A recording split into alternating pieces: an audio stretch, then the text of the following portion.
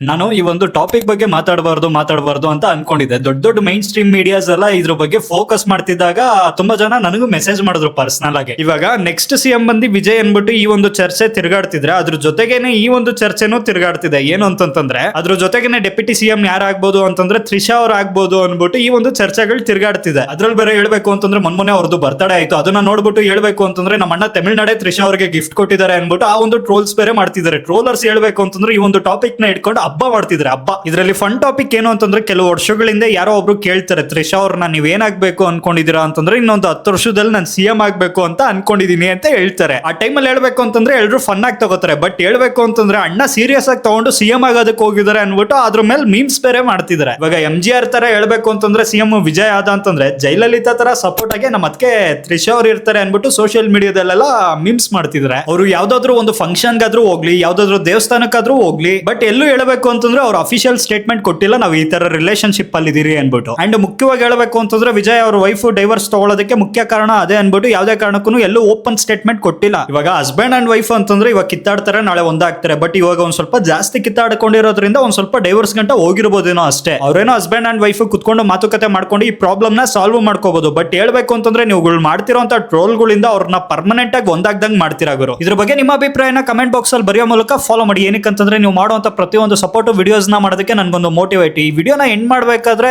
ಏನೋ ಒಂದು ಮಿಸ್ಸಿಂಗ್ ಗುರು.